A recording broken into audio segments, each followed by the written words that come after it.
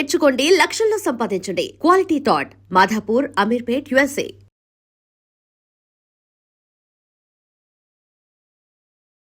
శ్రీలక్ష్మి గారు అప్పట్లో మీ హిట్ పేరు సుత్తివేలు గారా, వీరభద్రరావు, సుత్తివేలే. బ్రహ్మానందం గారు కూడా ఉన్నారు.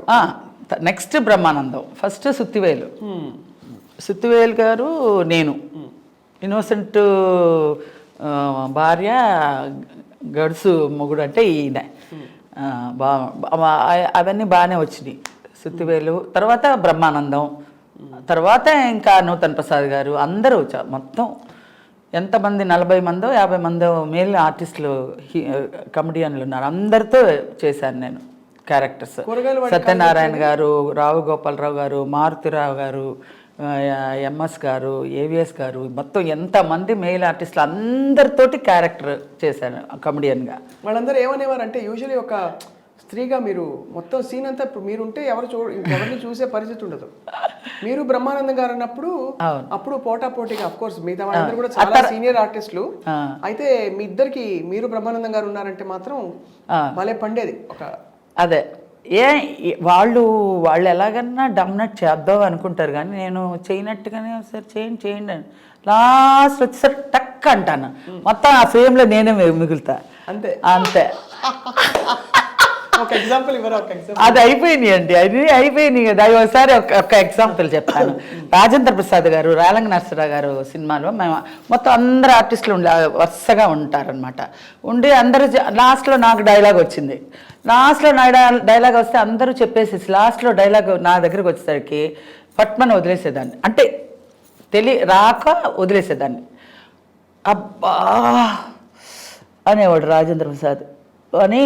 ఇప్పుడు మేమందరూ ఇంత ఇదిగా చెప్పాలా ఏంటి శ్రీలక్ష్మి అంట, ఏం చేయను నేను మర్చిపోయాను అంట. నిజంగానే మర్చిపోయాను, రాలేదు, సరే అయిపోయింది. ఇంకా పౌరుషం వచ్చేస్తుంది. 1, 2 అయ్యేసరికి 3వ పౌరుషంగా వచ్చేస్తుంది నాకు. ఎలాగైనా చెప్పేయాలి అని ఒక పట్టుదలలో ఉన్నప్పుడు బోడి ఇదేం చెప్తుంది, సింగనాదం ఇది కూడా టేకు ఇదేలే అనేసి అనేస్తారు వీళ్ళందరూ.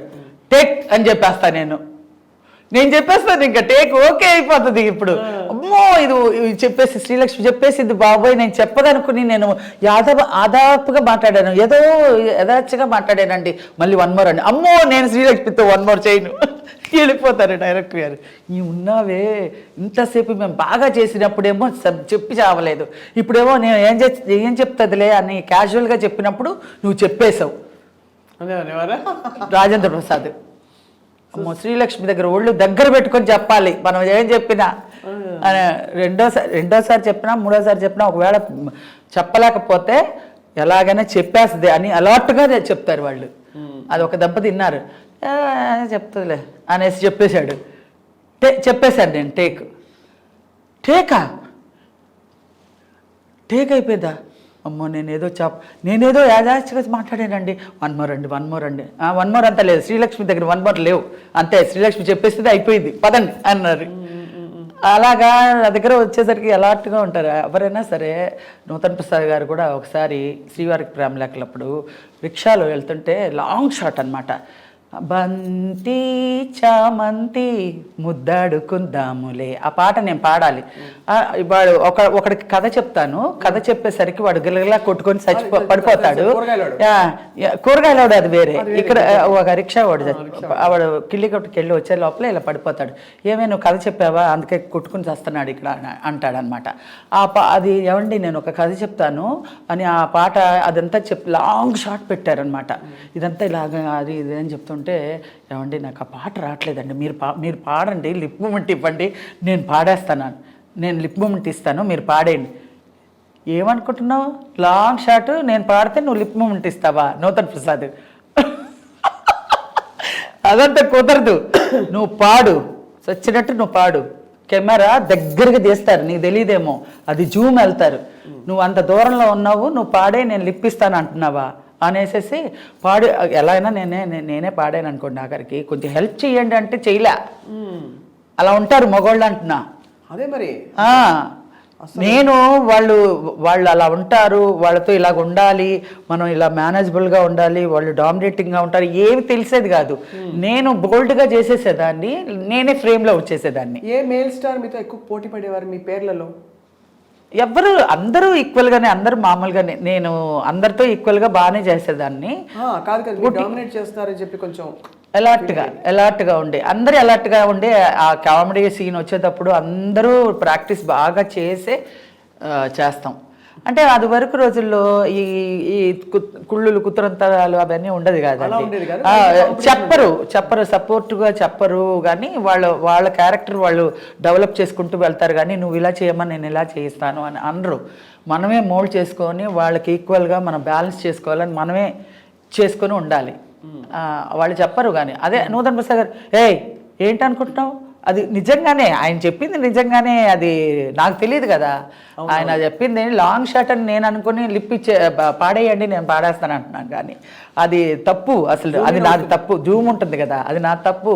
ఆయన వచ్చి జంజాల గారికి చెప్తున్నారు, శ్రీలక్ష్మి నన్ను పాడమంటుందండి, ఆమె లిప్ ఇస్తుందంట, లాంగ్ షాట్ అనుకుంటుంది, జూమ్ చేస్తాను ఆమె తెలియట్లేదు అని అన్నాడు. కంప్లైంట్ ఇచ్చారు. ఆ తర్వాత నాకు తెలియదు కదా, ఇలాంటివన్నీ జరుగుతూ ఉంటాయి. ఇలా ఓసారి అయితే చంద్రమోహన్ గారు పటాలను కొట్టేశాడు చెవు మీద. అసలే మామూలుగా నేను అలా పట్టుకుని ఉంటాను డైలాగుల్ని, ఎప్పుడు వస్తే అలా ప్రజెంట్ చేసేద్దామని. నేను అసలే ఆ నోట్లో పెట్టుకొని ఉన్నాను. అందులో జంజాల్ గారు అంటే ఇలా హార్ట్ బీటింగ్లో ఉంటుంది, చెప్పకపోతే బడబడ తిట్టేస్తారు ఆయన. అబ్బో మామూలుగా తిట్టరు, కూల్గా తిడతారు. ఏమో బుద్ధి ఉంది అసలు, ఏం డైలాగ్ చెప్పడం రాదు, 10 మందిలో ఏమనుకుంటున్నాను అది ఇదని అనేస్తారు. చంద్రమోహన్ గారు వద్దండి అంటూనే ఉన్నా, కరెక్ట్గా ఒక మెట్టు దిగుతున్న పటాలను కొట్టేశాడు. ఎందుకు? ఉత్తిని ఆయనకు సరదా, మీరున్నా కూడా కొట్టేస్తాడు చెవు మీద చంద్రమోహన్ గారు. చిన్న బిడ్డలు ఉన్నా కూడా వాళ్ళని కూడా కొట్టేస్తారు, ఆయనకి సరదా అనమాట. ఇలాగా అనగా పటాలను కొడితే జూయమంటదండి మనకు, అసలు చెమ్మగిలిపోతుంది. అయితే నాకు డైలాగ్ చెప్పడం రావట్లేదు, డైలాగ్ టేక్ రన్ అవుతుంది, డైలాగ్ అని అరుస్తున్నారు ఆయన, డైలాగ్ రావట్లేదు. చెప్పారు చంద్రమోహన్ గారు కొట్టారని? తర్వాత తెలిసింది. తర్వాత తిట్లు తిన్న తర్వాత ఎవరో చెప్పారు. ఇలాంటివన్నీ జరుగుతాయి, అంతమంది మేల్ ఆర్టిస్టుల్లో చాలా జరుగుతాయి. అది కొంచెం తర్వాత అలా ఎలాట్ అయిపోయానులేండి. చాలా అమాయకం అంటే మీరు ఒకసారి అమెరికా వెళ్తున్నప్పుడు కూడా జోకులు ఎక్కువ చేస్తారు పెద్ద వాళ్ళు అంటారు. అవును, అవన్నీ చాలా జరిగిపోయినాయి. అవన్నీ మామూలు ఆ సెట్లోనే చాలా జరుగుతూ ఉంటాయి. కానీ నన్ను అలా జోయల్గా తీసుకొని మన శ్రీలక్ష్మియే అన్నట్టుగా చేసుకొని వచ్చారు కాబట్టి ఇంత ఆర్టిస్ట్ అయ్యానండి. లేదంటే పాలిటిక్స్లో కనుక నేను ఇరుక్కుపోయి ఉంటే తొక్కేసేవాళ్ళేమో, ఏమో తెలీదు. ఏంటంటే మనకన్నా అహంకారంగా ఉండి మనకన్నా బోల్డ్ అలా అంతా, నేను అలాంటి పేరే తెచ్చుకోలే. ఫస్ట్ అమర్నాథ్ గారి అమ్మాయి అంట, చాలా కుటుంబ బాధ్యత గురించి వచ్చింది. ఆ అమ్మాయి ఇందులో రాని పరిస్థితిలో వచ్చింది, నేర్చుకుని బాగానే చేస్తుంది, మంచి క్యారెక్టర్స్ చేస్తుంది, మంచి అదృష్టవంతురాలు. అలా వచ్చి నాకు క్యారెక్టర్స్ ఇంప్రూవ్ అయ్యి అలా వచ్చింది. కానీ ఏదో కొంచెం పట్టుదలతో బోల్డ్తో డి అంటే డి అనే అట్లాంటి విషయాల్లో నేను దూరను. అసలు పాలిటిక్స్ అంటే నాకు చాలా డిస్టెన్స్లో పెడతాను అనమాట. నాకు తెలియని దాన్ని మనం దూరకూడదు, అంతే. గిరిజ గారు, అల్లు రామలింగ గారు వీళ్ళందరూ ఎలా అప్రిషియేట్ చేసేవారు మిమ్మల్ని? అంటే కదా. అవును, వాళ్ళంతా అబ్బా నిజంగా. అల్లు రామలింగ గారు అయితే మామూలుగా కాదు, జోకులు వేస్తూనే ఉంటారు, బాగా మాట్లాడతారు. మా నాన్నగారు ఆయన ఫ్రెండ్స్, వాళ్ళ గురించి చెప్పేవాళ్ళు. నేను మందులు ఇచ్చేవాడిని, మీ నాన్నగారు మీ అందరూ చిన్నప్పుడు అంతా మేము మందులు ఇచ్చాను అది ఇదే చెప్పేవారు అల్లు రామలింగ గారు. చాలా బాగా మాట్లాడేవారు వాళ్ళంతే, వాళ్ళంటే వాళ్ళే. ఇంకా ఆ తర్వాత ఇప్పుడు మొత్తం పోకడ మారిపోయింది. అవును. సో ఫస్ట్ మీరైతే చెన్నైలో అదే మన మద్రాసులో మీ ప్రయాణాన్ని మొదలుపెట్టి తర్వాత మీరు మనకి అందరికీ తెలుగు వారికి రిజిస్టర్ అయింది జంధ్యాల గారి 2 ఏళ్ల సీత నుంచి. సో మరి తమిళ్లో వేసిన పాత్రలు తర్వాత ఇప్పుడు ఇంత మీరు హిట్ అయిపోయాక కామెడీలో ప్యారలల్ గా అది ఎలా కొనసాగింది మీ జర్నీ? లేదండి, నేను ఒకదాని మీదే కాలు పెట్టాలి, 2 మీద కాలు పెట్టకూడదని అక్కడ డిసైడ్ అయిపోయాను. మనకి హీరోయిన్గా లక్ లేదు, సో డిసైడ్ అయిపోయాను, వేరే క్యారెక్టర్స్ ట్రై చేద్దాం, అందులో ఏది క్లిక్ అవుతుందో అందులో వద్దామనే యాక్చువల్గా మా వాళ్ళందరూ అన్నారు, సిల్క్ స్మిత్ అలాగా హైటు అంతా ఉంది కదా, డాన్స్ కూడా చేయించవచ్చు కదమ్మా అన్నారు. డాన్స్ నేర్చుకున్నారా? నాకు డాన్స్ అన్నీ వచ్చండి. మామూలుగా మనకి ఇండస్ట్రీకి వచ్చేటప్పుడు భరతనాట్యం కానీ హార్స్ రైడింగ్ కానీ అన్నీ వచ్చి ఉండాలి. ఆ రోజుల్లో హైట్ ఉండాలి, వెయిట్ ఉండాలి, కరెక్ట్ వెయిట్ ఉండాలి, వాయిస్ ఉండాలి, అన్నీ ఉండాలి. ఇప్పుడు ఏది లేకపోయినా ఓకే ఓకే ఓకే అంటున్నారు.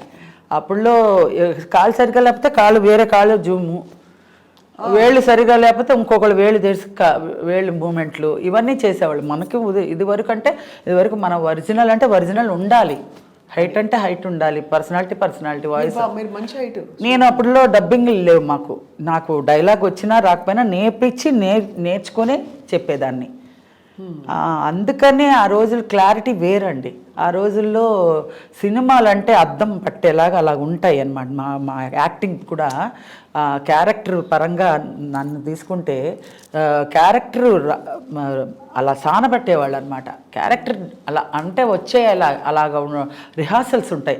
ఇప్పుడు రిహార్సల్స్ చూస్తే ఏదో చేతకాని వాళ్ళు అది ఆర్టిస్ట్ కాదు అందుకనే రిహార్సల్స్ ఇస్తున్నారు అనే ఫీలింగ్ వచ్చేస్తుంది అనుకుంటున్నాను నేను, నాకు తెలియదు ఫీలింగ్ ఇప్పుడులో అప్పుడులో ముందు రిహార్సల్స్ చేస్తేనే టేక్కి వెళ్ళేవాళ్ళం.